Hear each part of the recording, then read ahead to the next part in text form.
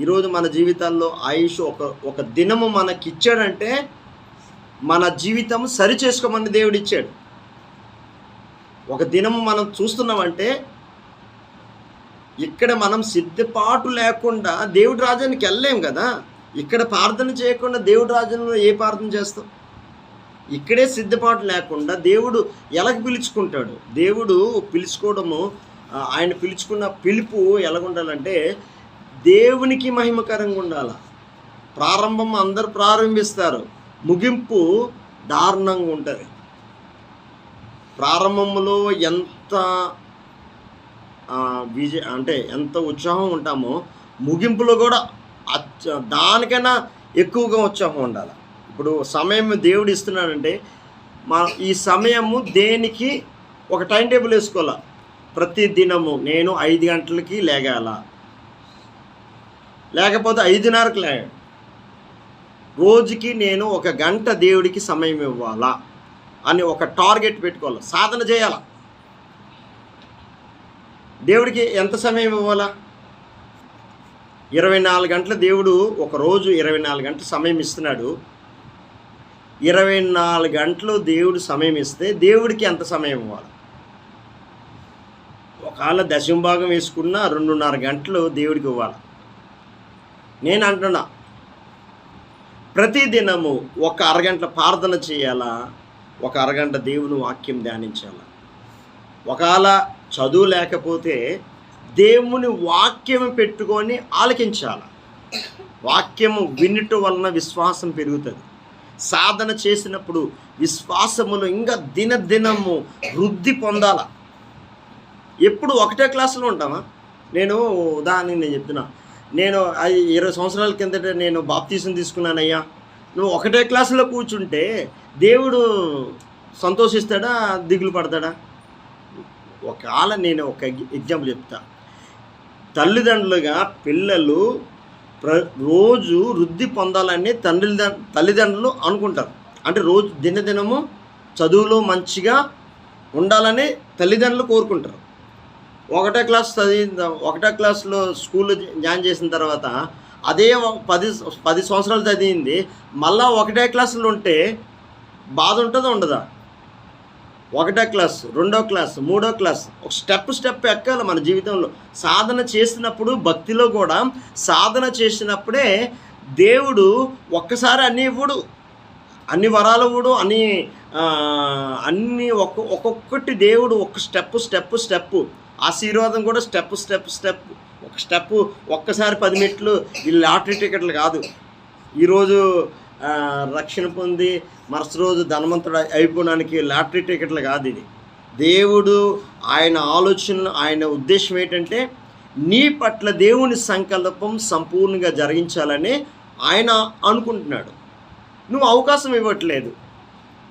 టీవీల మీద, సీరియల్ మీద, లోక సంబంధమైన ఆలోచనల మీద, ఇవన్నీ దాని మీద మన మనసు పెడితే మన మనసు దేనికి ఉంటుందో అదే చేస్తాం మనం. కరెక్టే కదా? మన మనసు ఎవరికి ఇస్తే ఆ ఆలోచనలు వస్తాయి మనలో. అంటే మీకు సెల్ ఫోన్, ఒకసారి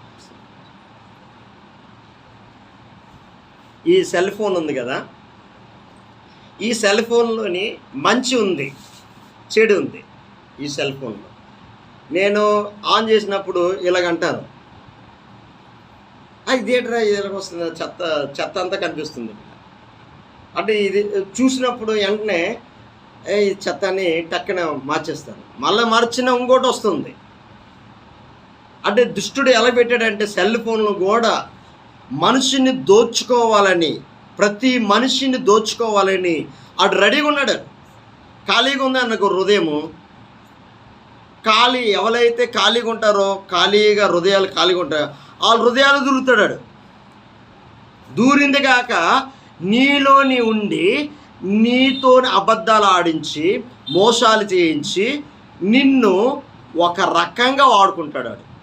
నీకు తెలియకుండే. ఇప్పుడు కరోనా వైరస్ వచ్చింది, తెలియకుండా వైరస్ నీలోకి దూరుతుంది. అది నేను వస్తున్నాను, ఇదిగో నేను ముహూర్తం పెట్టాను, నీలోకి వస్తున్నాను చెప్పి దూరుతుందా? దూరట్లే. తెలియకుండానే నీలోని దుష్టుడు ఎలాగున్నాడంటే కంటికి కనిపించదు, దురాత్మ శక్తులు, అపవిత్ర ఆత్మలు కంటికి కనిపించకుండా నీలోని దూరి, నీ హృదయం ఖాళీగా ఉందనుకో, ఖాళీగా ఉంటే ఏది డౌన్లోడ్ చేస్తున్నావు? నీ మనసుకి చెత్త డౌన్లోడ్ చేస్తే చెత్తే లోడ్ అవుతుంది. దీంట్లోని ఈ ఫోన్లోని ఏదైతే డౌన్లోడ్ చేస్తే చెత్త లోడ్ చేస్తే చెత్త లోడ్ అవుతుంది, మంచి డౌన్లోడ్ చేస్తే మంచిగా ఉంటుంది. అంటే దేవుడు కూడా నీ చేతులు పెట్టాడు. మంచి చెడు, జీవము మరణము నీ చేతులు పెట్టాడు. నువ్వు ఏది కోరుకుంటావు అదే నీలోని ఏలుబడి అవుతుంది. ఈరోజు నువ్వు దేనికి నువ్వు భక్తి చేస్తున్నావో ఆ భక్తే నిన్ను ఒకరోజు కాపాడుతుంది. ఈరోజు ఏ భక్తి అయితే నువ్వు చేస్తున్నావు ప్రభుకి, నువ్వు ఉపవాసం ఉండి ఒకరోజు ప్రార్థన చేయకుండా వాక్యం చదవకుండా ఉన్నావు అనుకో, ఏదో మైండ్ ఖరాబ్ అవుతుంది. 2 రోజులు పర్లేదులే అంటాడు, దుష్టుడు అంటాడు, పర్లేదు చర్చికి వెళ్ళద్దు, వాక్యం చదవద్దు, ప్రార్థన చేయొద్దు అంటాడు. ఆడు ఇలా చేసేసి మన మనసుని కన్వర్ట్ చేస్తాడు, పక్కదారి పట్టిస్తాడు. పక్కదారి పట్టించిన తర్వాత అప్పుడు ఏడు చేస్తాడు, ఏ ఆలోచన వస్తాయి? ఇవన్నీ అప్పులు. దేవుడు అన్నాడు అప్పులు ఏది చేయదు అంటాడు. నీతో అప్పులు చేయిస్తాడు, ఊరంతా అప్పులు చేయించేసి మొత్తం అంతా చేయించేసి నీతోనే వాడుకున్నదంతా వాడుకుంటాడు. వాడుకొని ఇంకెందుకురా నీ జీవితం, ఎవడు దేవుడు లేడు, దేవుడు ఇంకా లేదురా, ఇంకా అయిపోయింది. అదిగో ఊరేసుకో, అదిగో ఫ్యాన్, అదిగో ఆ గొయ్య, అవి ముయ్య. ఏడు చూపిస్తాడు దుష్టుడు?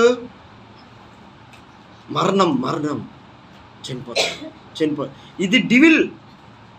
మీకు తెలియకుండానే ఆడు నీలోని దూరి పక్కదారి పట్టించి ఇక్కడ సుఖం ఉండదు, అక్కడ కూడా సుఖము లేదు. నేను ఒకటి చెప్తున్నా, భక్తి చేస్తే దేవునికి యథార్థమైన భక్తి చేయాల. దేవుని దృష్టిలో యథార్థమైన భక్తిగా నువ్వు చేసినప్పుడే ఆ భక్తికి వాల్యూ ఉంటుంది. నీ భక్తి మనుషులు దేవుని దృష్టిలో ఫస్ట్ ఉండాలా, ఆ తర్వాత మనుషుల దృష్టిలోనే ఉండాలి. మనుషులు పట్టించుకోపోయినా దేవుని దృష్టిలో ఎప్పుడైతే నువ్వు ఉంటావో ఆ భక్తికి దేవుడు నీకు ప్రతిఫలం ఇస్తాడు, వృద్ధి చేస్తాడు. నేను ఒకటి చెప్తున్నా, యేసు ప్రభువు నీతో నడిస్తే, నోవా దేవుడితో నడిచాడు, ఏలియా దేవుడితో నడిచాడు, ఎలీషా దేవుడితో నడిచాడు, భక్తులు జీవితాలు, దావీదు దేవుడితో నడిచాడు. వాళ్ళ జీవితాలు ఎలాగున్నాయంటే అడుగు పెట్టే ప్రతి స్థలాన్ని కూడా దేవుడు ఆశీర్వదించాడు. అబ్రహాము దేవుడితో నడిచాడు, అడుగు పెట్టే ప్రతి స్థలం కూడా దేవుడు ఆశీర్వదించుకుంటూ వెళ్ళాడు. ఒక్కసారి ప్రాసెస్ జరగలే. అబ్రహాముకి 75 సంవత్సరాలకి దేవుడు వాగ్దానం చేశాడు. ఆ వాగ్దానాన్ని ఎప్పుడు నెరవేర్చాడంటే 100 సంవత్సరాలకు నెరవేర్చాడు. అంటే 25 సంవత్సరాల గ్యాప్ వచ్చింది. ఈరోజు కూడా దేవుడు భక్తి, ఈ దినము మనం ప్రార్థన చేస్తున్నప్పుడు దినదినము విశ్వాసములు వృద్ధి అవ్వాలా. దినదినము సాధన చేసినప్పుడు దేవుడిలో ఇంకా స్ట్రాంగ్ అయిపోతుంది. ఎక్కడ? క్రీస్తు అనే బండ మీద కట్టబడుతుంది. ఎప్పుడైతే దేవుని వాక్యముతో నువ్వు కట్టబడతావో అప్పుడు స్థిరంగా ఉంటావు పరిశుద్ధాత్మ శక్తితో. ఈరోజు నేను చెప్తున్నా, ఉపవాసం ఉన్నప్పుడు నేను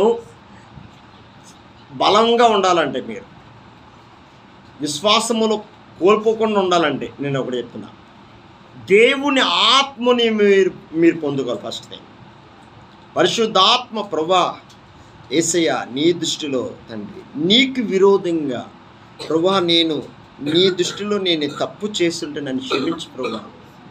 మాట ద్వారా కానీ ఆలోచన ద్వారా కానీ నీకు విరోధంగా నేను తప్పు ఉంటే నన్ను క్షమించు ప్రభా. నీ రక్తంతో నన్ను కడుగు ప్రభా. అమూల్యమైన రక్తంతో నన్ను కడుగు ప్రభువా. ఈ ఉపవాస దినాల్లో ఈ రాత్రి ప్రార్థన చేసినప్పుడు విరిగిన నలిగిన హృదయముతో ఏక మనసు ఏక ఆత్మతో ప్రార్థన చేసినప్పుడు దేవుడు ఆ ప్రార్థన దేవుడు ఆలకిస్తున్నాడు. విరిగిన నలిగిన హృదయముతో ప్రార్థన చేసినప్పుడు నువ్వు ఏ బాధతో ఉన్నావో, అప్పులతో ఉన్నావా, ఇప్పుడు ఈరోజు నేను చెప్తున్నాను, ఎవరికి చెప్పుకోలేని సమస్యలతో ఉన్నావా, దేవుడు నీకంటే ముందు తెలుసు నువ్వు ఈ బాధతో ఉన్నావని, ఈ కష్టంలో ఉన్నావని దేవుడు నీకన్నా ముందు దేవుడికి తెలుసు. ఆ బాధ ఆ శ్రమ దేవుడికి తెలుసు. కాబట్టి నువ్వు యథార్థమైన ప్రార్థన విరిగిన నలిగిన హృదయంతో నీ హృదయం యేసుకి ఇస్తున్నప్పుడు యేసు ప్రభువే మన జీవితంలోకి వచ్చి మన జీవితంలోకి వచ్చి నా కష్టాల్లో ఆయన పాలిభాగస్తులు అవుతాడు, నా అవమానాల్లో ఆయన పాలిభాగస్తులు అవుతాడు, నా నిందల్లో ఆయన నాకన్నా ముందు ఎవరైనా తిట్టారనుకో, నాకన్నా ముందు దేవుడికే అవమానం అవుతుంది. దేవుడికి అవమానం అవుతే ఆయన ఊరుకుంటాడా? కళ్ళు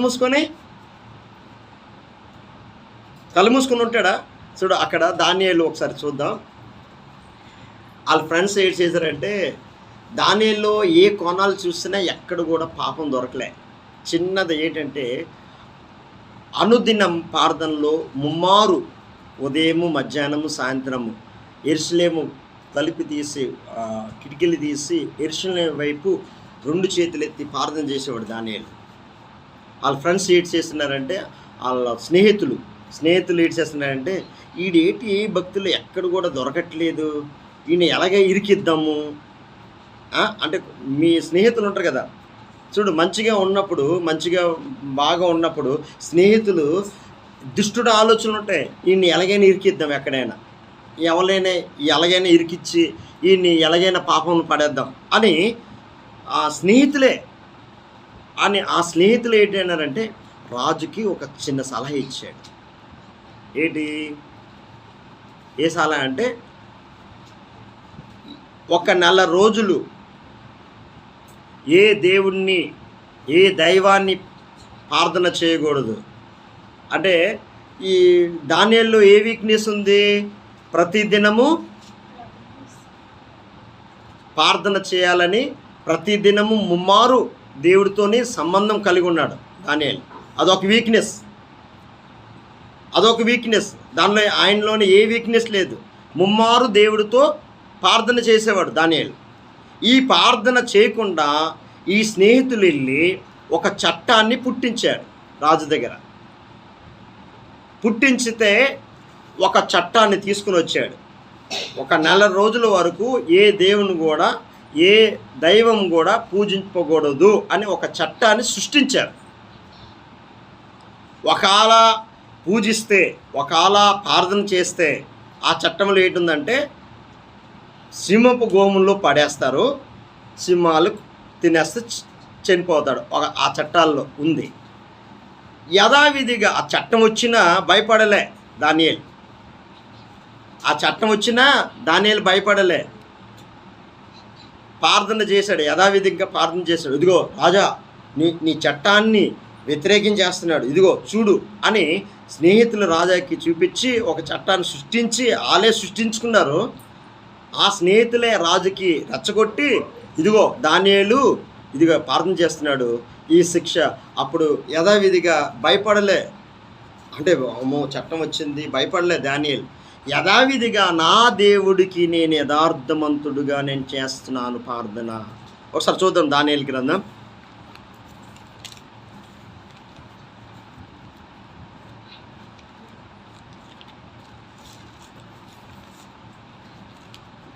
దానియేలు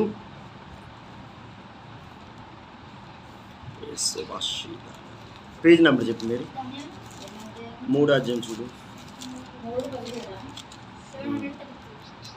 3 అది కాదు, 17 అగ్గడి అది కాదు, దాని 6వ అధ్యాయం 6 చెప్తాను. ఇదిగోదు 6:22 ఒకసారి.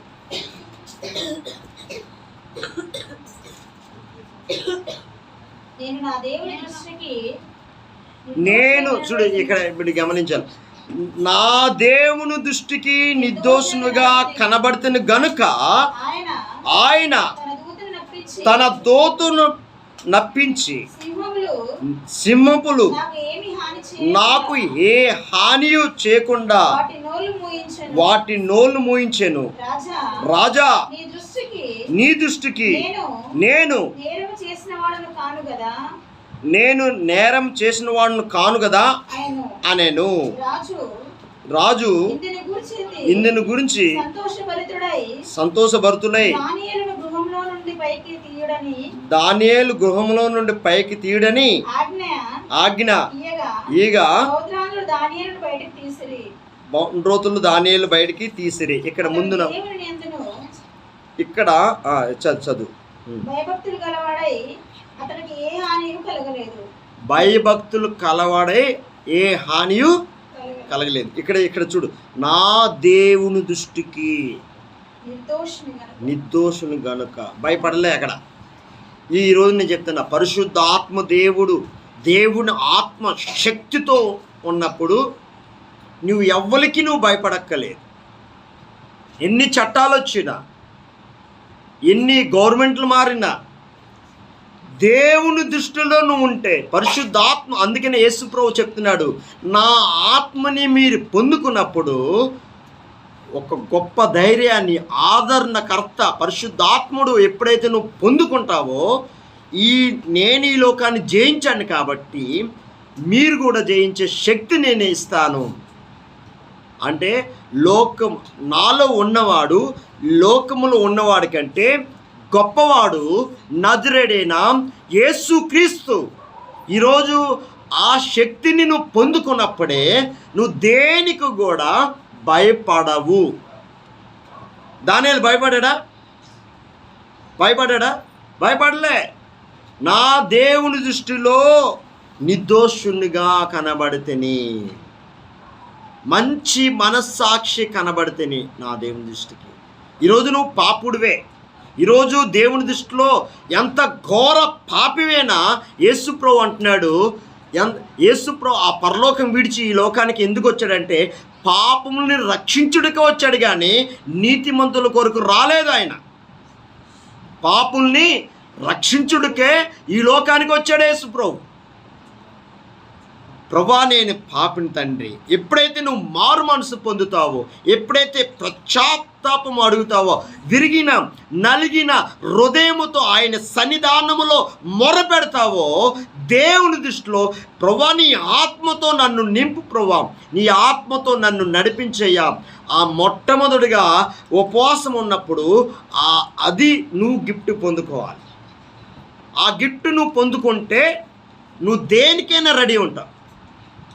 దేనికి భయపడవు. కష్టం వచ్చినా భయపడవు, నష్టం వచ్చినా భయపడవు. నాలో ఉన్నవాడు ఈ లోకములో ఉన్నవాడి కంటే గొప్పవాడు నజరేయుడైన యేసుక్రీస్తు. ఆయన ఎంత ఘోర పాపివైన దేవుడు, క్షమించగల దేవుడు ఆయన ప్రేమామయుడు. ఆయన నిన్ను నీ హృదయం చూస్తున్నాడు, నీ అందం చూడట్లేదు. నీ హృదయంలో నీ అంతరంగాలు ఎరిగే దేవుడు ఆయన. దేవుడి దృష్టిలో ఎప్పుడైతే విరిగిన నలిగిన హృదయముతో ఎప్పుడైతే పశ్చాత్తాపం అడుగుతావో, ఉపవాసం ఉండి దేవుని సన్నిధిలో అడిగినప్పుడు, ప్రభా నీ ఆత్మతో నన్ను నింపు, ప్రభా నీ ఆత్మతో నన్ను నింపు, ప్రభా ఈ గిఫ్ట్ నువ్వు పొందుకోవాలి. ఎప్పుడైతే ఈ గిఫ్ట్ నువ్వు పొందుకుంటావో అప్పుడు నీతిని, రాజ్యాన్ని నువ్వు ఎప్పుడైతే పొందుకుంటావో నీకు ఏ అక్కర్లు ఉన్నాయా నా తండ్రి నీ అక్కర్లన్నీ తీరుస్తాడు ఆయన. మత్తయి సువార్త ఒకసారి చూద్దాం. 6వ అధ్యాయం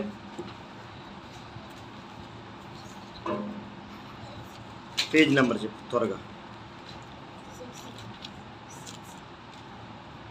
6వ అధ్యాయం పేజ్ నెంబర్ 7. ఇక్కడ కాబట్టి మీరు ఆయన రాజ్యమును నీతిని మొదట వెదుకుడి, అప్పుడు అవన్నీ మీకు అనుగ్రహింపబడును. ఇక్కడ మొదటి 31 వచనం. కాబట్టి ఏమి తిందుమో, ఏమి ధరించుకుందామో, ఏమి ధరించుకుందామో అని చింతింపకుడి, అన్ని జనులు అన్నిటి విషయమే విచారించుదురు. ఇవన్నీ మీకు కావాలని మీ పరలోకం తండ్రికి తెలియను.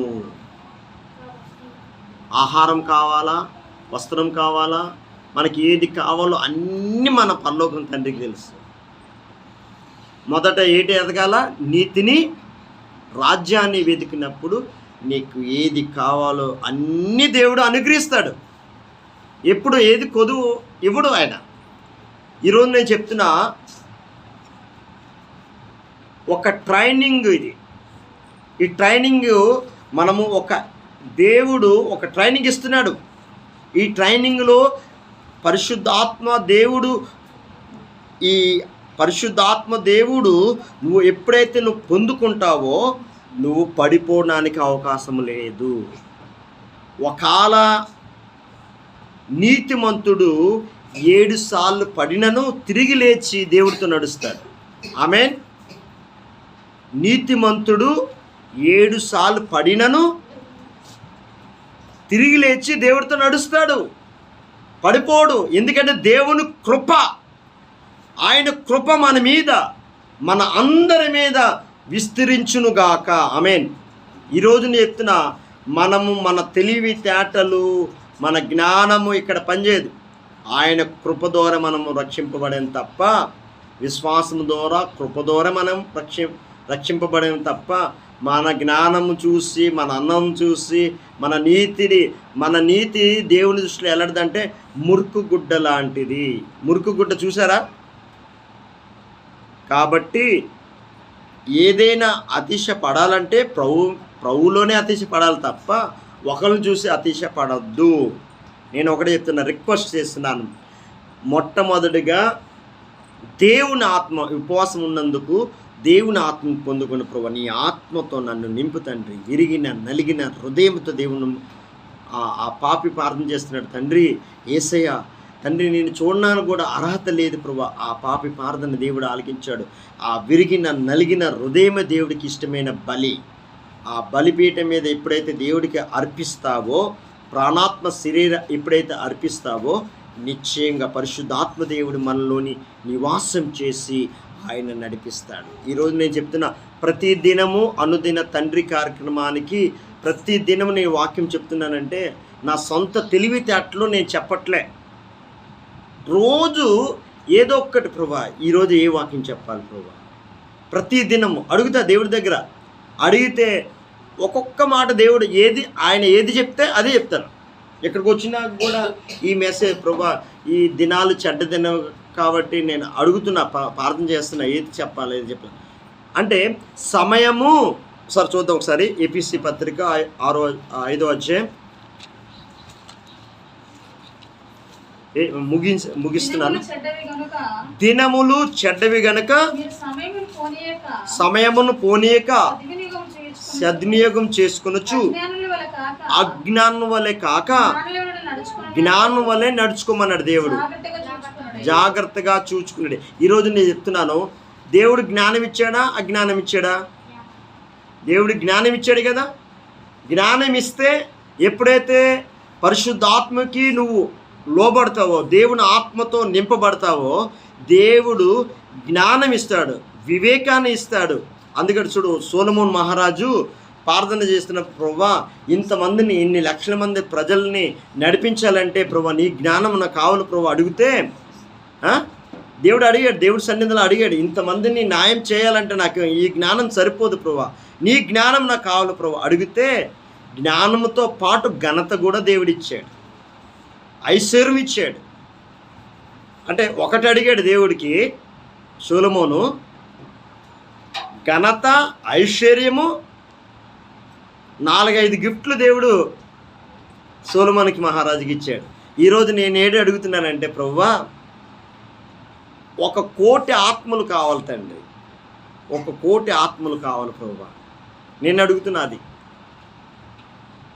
మనం అడిగే వాటికంటే ఊహించే వాటికంటే దేవుడు ఇవ్వగల సర్వశక్తి గల దేవుడు.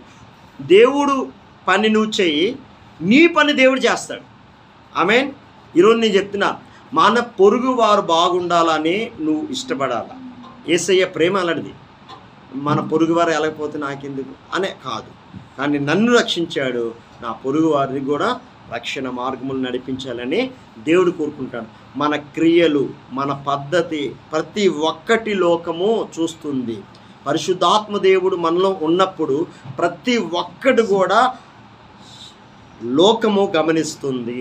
మన మాటలు కూడా యథార్థంగా మాట్లాడాలి. అబద్ధాలు, పరిశుద్ధాత్ముడు మనలో ఉన్నప్పుడు అబద్ధాలు అనీడు, యథార్థ మాటలు మాట్లాడతాడు. కానీ అబద్ధాలు ఎవరికి వస్తాయి? దుష్టుడికి వస్తుంది. మోసాల మాటలు. దుష్టుడు మాట్లాడుతున్నావా, దేవుడు మాట్లాడుతున్నావా? దేవుడు నీలో ఉన్నప్పుడు యథార్థంగా మాట్లాడతాం, కానీ అబద్ధాలు ఆడము. పరిశుద్ధాత్ముడు యథార్థ మాటలు మాట్లాడతాడు, కానీ అబద్ధాలు ఎవరు మాట్లాడతారంటే లోక సంబంధం మాట్లాడతారు. ఈరోజు నేను చెప్తున్నాను, పరిశుద్ధాత్మ దేవుడు ప్రభా, ఈరోజు నేను ఉపవాసం ఉన్నప్పుడు ఎవరికి చెప్పొద్దు, నేను ఉపవాసం ఉన్నానని ఎవరితో చెప్పొద్దు. ఈ ఇంటి వారికి చెప్పినా పర్లేదు, కానీ ఎవరితో నేను ఇంకా అంటే అందరికీ దమ్ము కొట్టుకోవద్దు. నేను ఉపవాసం ఉన్నాను అందరికీ చెప్పొద్దు. కానీ ఇంటి వారికి ఎందుకంటే ఇంట్లోని భోజనం చేయట్లేదు అడుగుతారు కాబట్టి వాళ్ళకి చెప్పాలి, అంతేగాని అందరికీ చెప్పొద్దు ఉపవాసం ఉన్నట్టు. నీ రహస్యమందు నీ తండ్రికి నీ గదిలోకి వెళ్ళి ప్రార్థన చేయి. ఈరోజు ఒక గంట సేపు, ఈ రాత్రిపూట గంట సేపు గడుపు, 1 గంట 2 గంటలు దేవుని సన్నిధిలో గడిపి ప్రార్థన చేసుకొని ఉదయకాలం ఉన్న పునరుద్ధాన దినాన్ని ఉదయకాలంలో 10:30 స్టార్ట్ అవుతుంది. 10:30కి షార్ప్గా వచ్చేస్తే నేను 12 గంటలకు ముగించేస్తా. 10:30 నుంచి 12కే క్లోజ్ చేస్తా. ఎందుకంటే టైం టు టైం మెయింటైన్ చేస్తే నేను ఎవరు రాలేదని వచ్చినా రాపోయినా టైంకి నేను ముగిస్తాను. 10:30 స్టార్ట్ అవుతే 12కి క్లోజ్ చేస్తా. ఎందుకంటే టైం దేవుడు ఒక క్రమము ఉన్నప్పుడే దేవుడు మనల్ని ఆశ్రదిస్తాడు. డ్యూటీకి ఎన్ని గంటలకి? 9 గంటలకు వెళ్తే ఎన్ని గంటల ముందు ఉంటాం? లేట్ అవుతుందా? 9:30కి వెళ్తామా? వెళ్ళాం కదా. 10:30 అంటే 10:30కే టైం మెయింటైన్ చేయండి. 12కి ముగించేస్తాను. కళ్ళు మూసుకుని ప్రార్థన చేసుకున్నా. ప్రభువా, ఇంతవరకు తండ్రి నాతో మాట్లాడే విధానం బట్టి నీకే స్తోత్రాలు తండ్రి. నీ ఉద్దేశం అంతా నా పట్ల నెరవేర్చయ్యా. ఏ స్థితిలో ఉన్నా ఒకసారి గమనించు ప్రభువా. యేసయ్యా, కల్ము దేవుని సన్నిధానంలో ఉన్నాం ప్రభువా. ఏ స్థితిలో ఉన్నా ఒకసారి జ్ఞాపకం చేసుకో ప్రభువా. యేసయ్యా, నన్ను క్షమించయ్యా, నా బలహీనతలు క్షమించయ్యా. దేవుని దృష్టిలో నువ్వు ఎలాగున్నా ఒకసారి పరీక్షించుకో. ఏవైనా బలహీనతలు ఉంటే ప్రభు దగ్గర ఒప్పుకోవాలి, మనుషుల దగ్గర కాదు. ప్రభువా, నన్ను క్షమించయ్యా, నన్ను కనికరించయ్యా, నా హృదయాన్ని పరిశోధించు ప్రభువా. మంచి మనస్సాక్షి నాకు అనుగ్రహించు ప్రభువా. నీ ఆత్మతో నన్ను నింపు ప్రభువా. తండ్రి, ఉపవాసం ఉండే శక్తిని నాకు దయచే ప్రభువా. ఈ రాత్రి కాలమున ప్రభువా ప్రార్థన చేస్తున్నప్పుడు 1 గంట 2 గంటలు ప్రభువులోని గడిపే కృపను అనుగ్రహించి, ఉదయకాలమున పునరుద్ధాన దినాన్ని ప్రభువా త్వరగా వచ్చి నీ సన్నిధానములకు ప్రభువా నిన్ను ఆరాధించుటకు కృప దయచేసి మమ్మల్ని సిద్ధపరిచి ప్రభువా, సిద్ధపాటు దయచే ప్రభువా. నాకు నీ ఆత్మతో నింపు ప్రభువా. యేసయ్యా, విజయ్ గారి కుటుంబాన్ని, గీత కుటుంబాన్ని ప్రభువా, యేసయ్యా సిస్టర్ గారి కుటుంబాన్ని, అలాగే ప్రభువా రాజుగారి కుటుంబాన్ని, అలాగే తండ్రి నీ కృపతో నింపు తండ్రి. కుటుంబాలని యేసయ్యా, పిల్లల్ని తండ్రి సంరక్షిస్తూ నీ రెక్కల చాటున కాపాడు తండ్రి. ఏ అక్కర్లతో ఉన్నారో అక్కర్లన్నీ నువ్వు తీర్చి సహాయం చేతండి. యూట్యూబ్ ద్వారా ఎంతమంది అయితే చూస్తున్నారో వాళ్ళందరి కుటుంబాలు కూడా తండ్రి జ్ఞాపకం చేసుకో తండ్రి. ఏ బాధలతో ఉన్నారో, ఏ కష్టాలతో ఉన్నారో ఆ బాధలు అన్నిట్లో నుంచి విడిపించి సహాయం చేతండి. సంఘానికి వచ్చిన ప్రతి బిడ్డ మీద నిశ్చయముగా నూరంతలుగా దీవించునుగాక, సమృద్ధి కలుగునుగాక. యూట్యూబ్ ద్వారా ఎంతమంది చూస్తున్నారో తండ్రి, ఈ వాక్యాన్ని ఆలకిస్తున్నారు అందరినీ పట్ల నీ కృప చూపించి రక్షణ మార్గం నడిపించి సహాయం చేతండి. ప్రభువా, ఇచ్చిన ప్రార్థన ఆలకించినందుకు నజరేయుడైన యేసుక్రీస్తు నామమున అడుగుచున్నాం తండ్రి. ఆమేన్. మన తండ్రి అయిన దేవుని ప్రేమ, మన ప్రభువైన యేసుక్రీస్తు కృప, పరిశుద్ధాత్మ నిన్ను సహవాసము మనకి, సకల పరిశుద్ధులకి, సంఘానికి వచ్చిన ప్రతి బిడ్డకి, యూట్యూబ్ ద్వారా ఎంతమంది అయితే చూస్తున్నారో వాళ్ళందరికీ ఎల్లప్పుడూ దేవుని కృప తోడే ఉండును గాక. ఆమేన్, ఆమేన్, ఆమేన్.